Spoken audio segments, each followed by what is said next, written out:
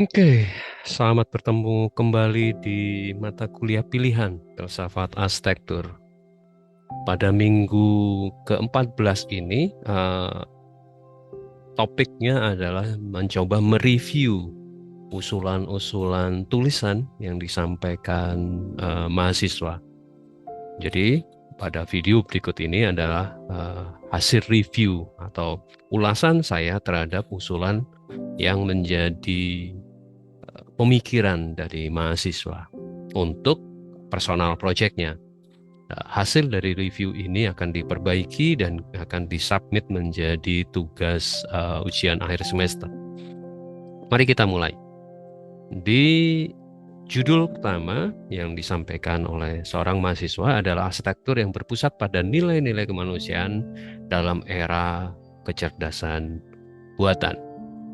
Usulan yang coba disampaikan mahasiswa, poin pembahasannya adalah nilai kemanusiaan, tantangan, dan peluang di era AI, peran kecerdasan buatan, dan ada studi kasus sampai ke masa depan. Hal yang menjadi catatan dari usulan ini perlu disepakati atau perlu dijelaskan yang dimaksud dengan humanity value itu apa. Karena versinya banyak sekali, versinya bermacam-macam. Saya beri contoh ada dua ini.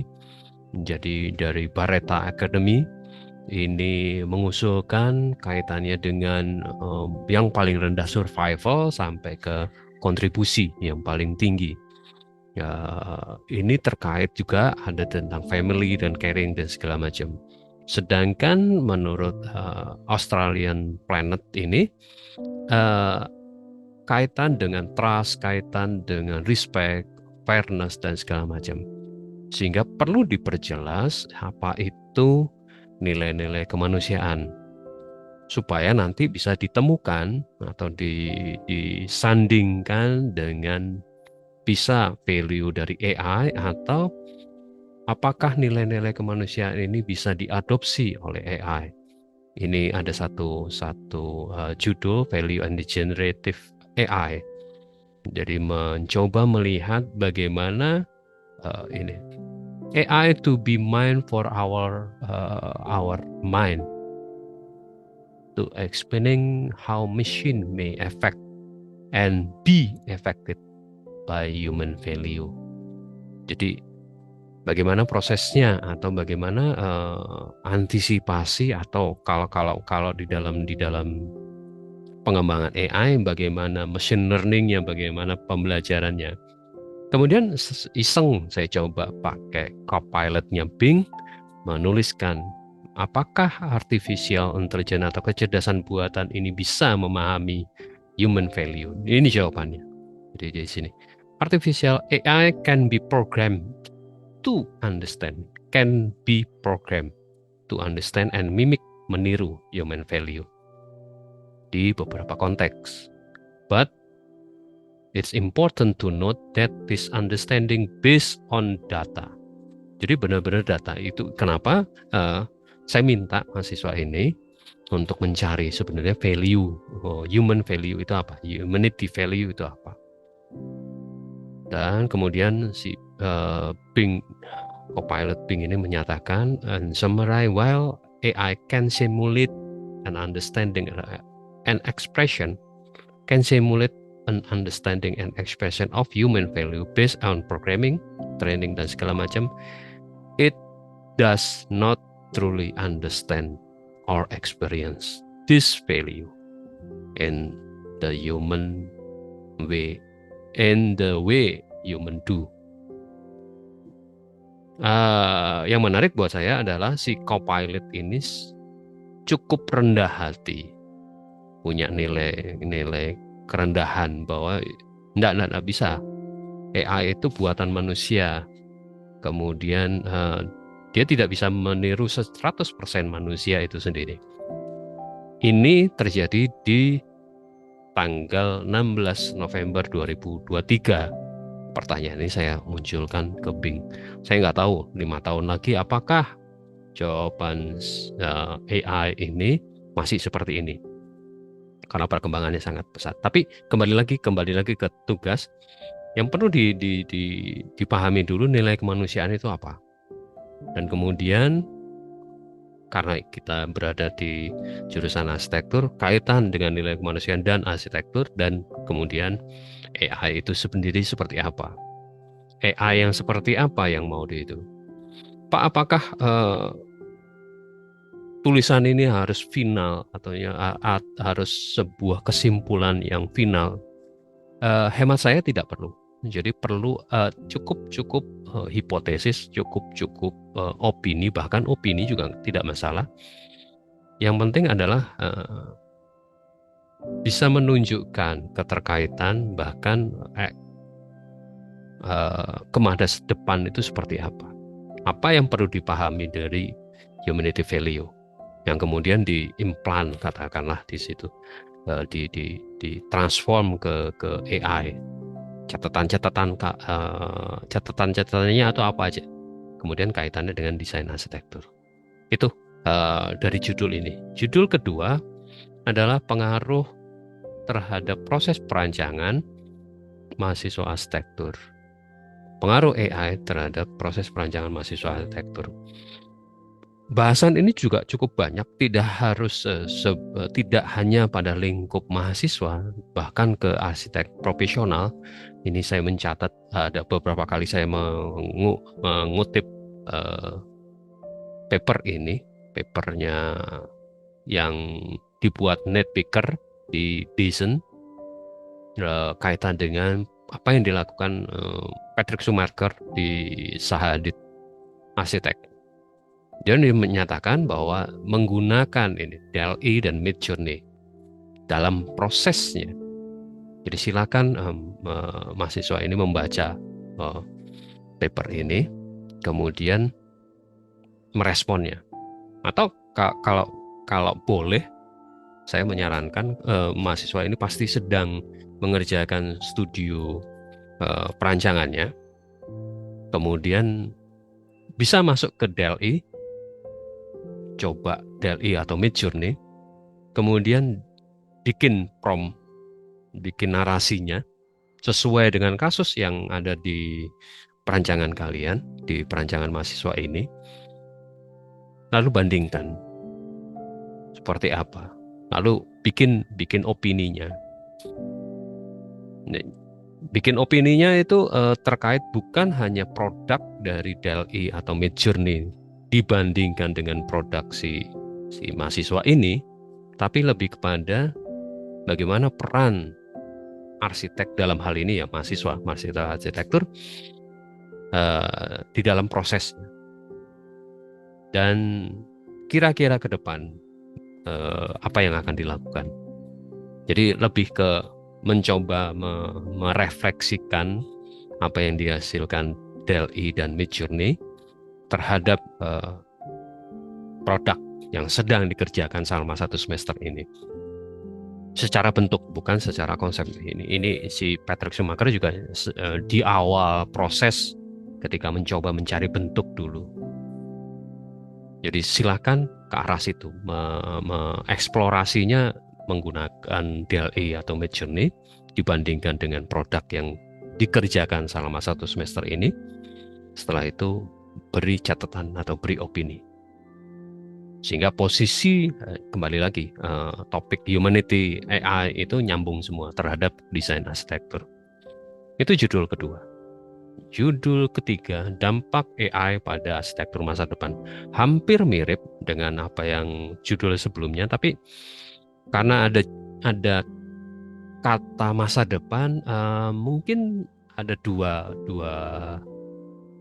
paper, bukan dua paper, ada satu paper jadi dari Ars Daily, ini ditulis tanggal 21 September tahun ini 2023.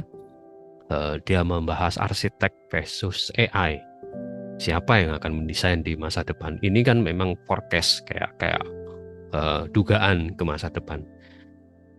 Silakan dibaca, kemudian diberi opini, atau lihat dari YouTube ini, The Future of Architecture, A Look Beyond the AI Hype, yang baru diupload 3 minggu yang lalu.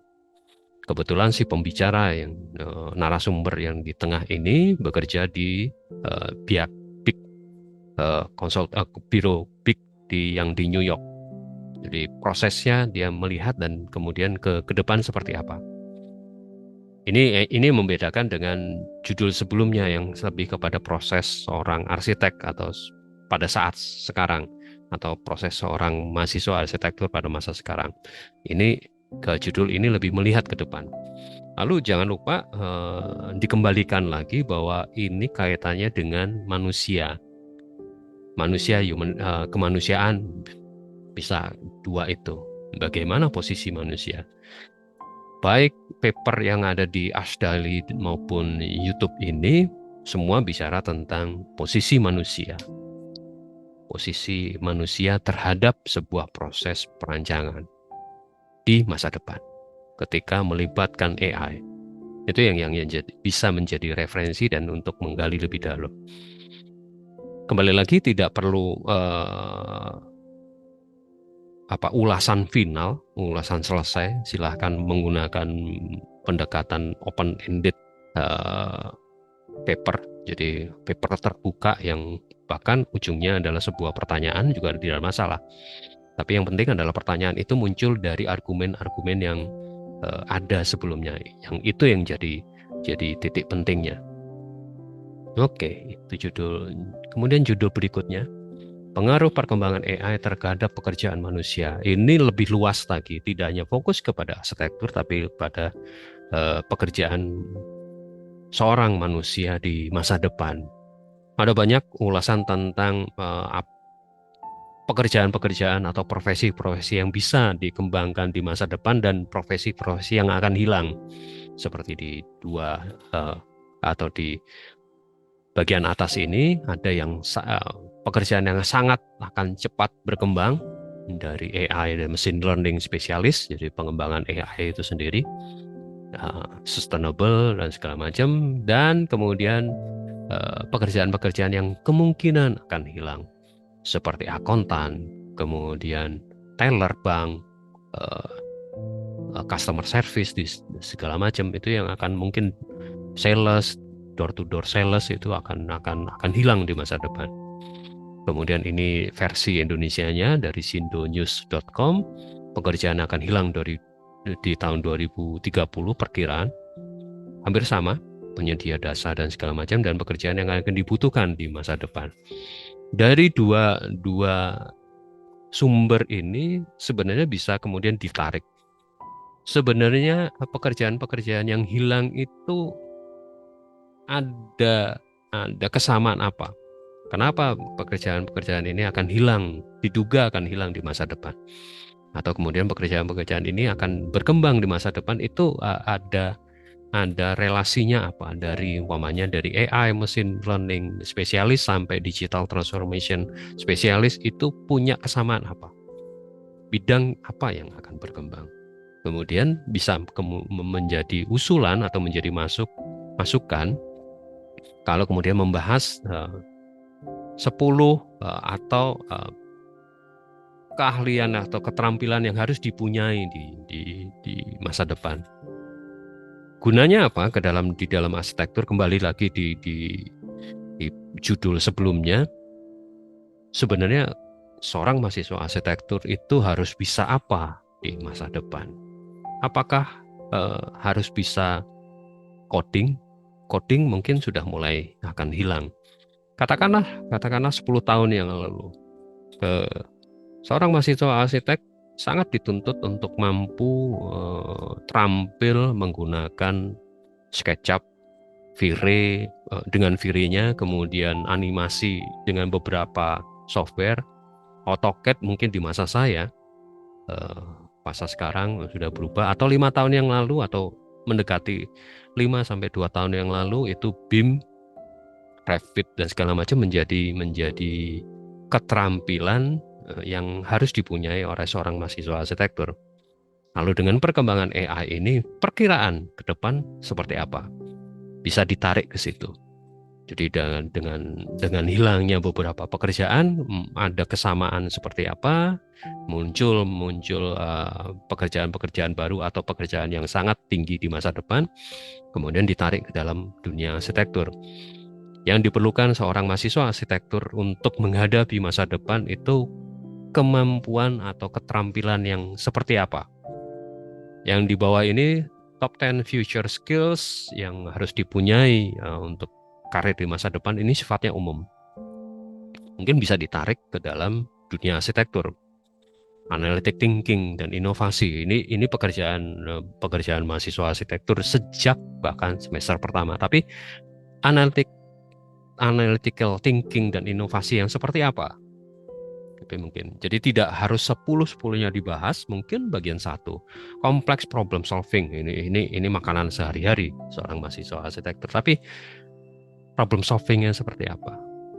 Apakah problem solving ini punya keterkaitan dengan teknologi desain dan programming dan segala macam? Itu yang bisa diarungi oleh si mahasiswa ini. Kembali lagi, tidak perlu diselesaikan, cukup argumen-argumen atau kalau di dalam bahasa logikanya premisnya itu jelas, meskipun nanti ujungnya adalah sebuah pertanyaan, sebuah refleksi.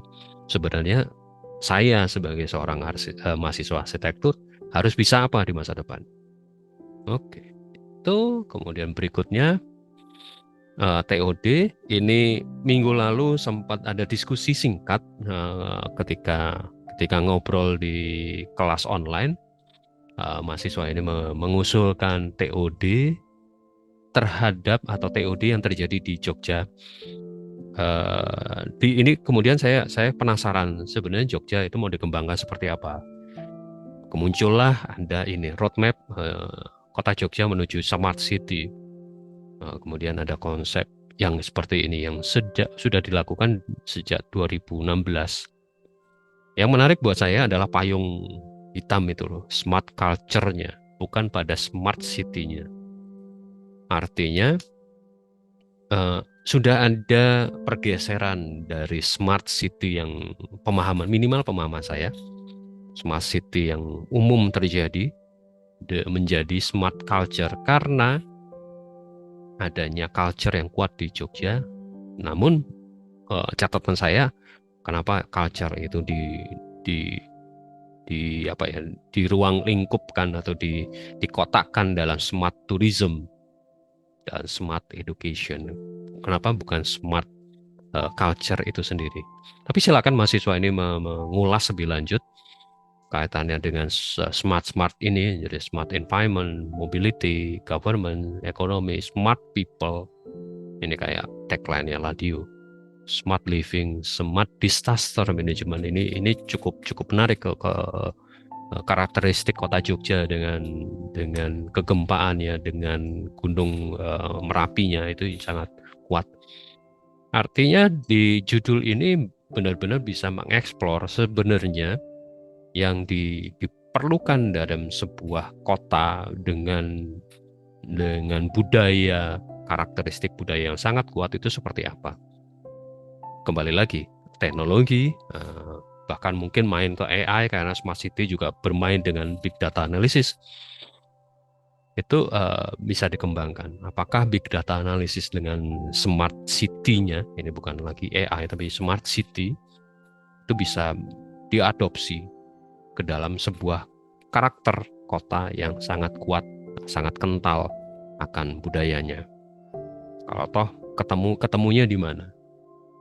Jadi judul ini bisa bermain atau ruang bermainnya cukup luas sampai ke detail, mungkin ke transportasinya saja itu bisa juga bermain, atau ke bagian apa smart people. Bagaimana smart people itu yang bisa saya sampaikan. Terima kasih atas usulan-usulan yang bisa saya sampaikan di Google Drive. Sampai pagi ini sudah dikumpulkan. Silakan dikerjakan lebih lanjut menjadi judul atau menjadi produk untuk ujian akhir semester. Minggu depan di minggu ke-15 akan ada sedikit ulasan yang hanya katakanlah bonus lah. Tidak perlu ada tugas. Saya akan menyampaikan beberapa hal yang mungkin terkait erat dengan apa yang sudah disampaikan di usulan-usulan dari mahasiswa ini. Terima kasih sudah menyaksikan. Selamat bekerja. Thank you for the great job you do. Every day a best team ever. Sebagai sebuah tim bersama di mata kuliah pilihan filsafat arsitektur. Selamat bekerja dan salam sehat selalu. Terima kasih.